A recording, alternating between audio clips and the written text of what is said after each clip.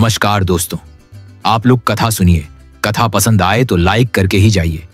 जीवित पुत्रिका व्रत, जिसे जीवतिया व्रत भी कहा जाता है, मुख्य रूप से बिहार, झारखंड, उत्तर प्रदेश और नेपाल में माताएं अपने पुत्र की दीर्घायु और सुख समृद्धि के लिए करती हैं। ये व्रत भाद्रपद मास के कृष्ण पक्ष की अष्टमी तिथि को रखा जाता है। इस दिन माताएं निर्जला उपवास कर जीवित पुत्रिका माता की पूजा करती हैं। कथा इस प्रकार है। प्राचीन समय में विदर्भ देश का राजा जीमूतवाहन बड़ा ही धर्मात्मा और दयालु था। वह हमेशा दूसरों की भलाई के लिए तत्पर रहता था। एक बार वह हिमालय पर्वत पर विचरण कर रहा था। तभी उसने देखा कि एक वृद्धा रो रही है। जीमूतवाहन ने उसके रोने का कारण पूछा। वृद्धा ने बताया कि वह नागवंश की स्त्री है।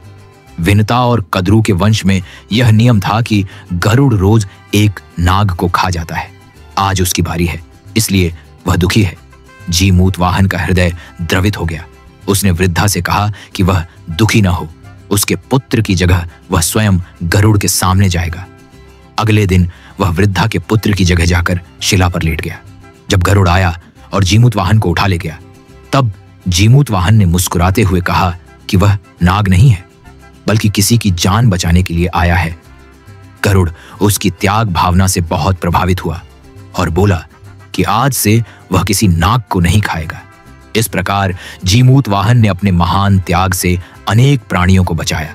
इसी प्रसंग की स्मृति में माताएं जीवित पुत्रिका व्रत करती हैं।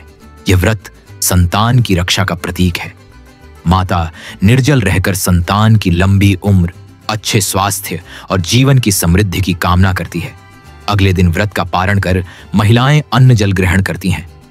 निष्कर्ष, जीवित पुत्रिका व्रत का संदेश यह है कि त्याग, करुणा और संकल्प से ही जीवन की रक्षा और उन्नति संभव है।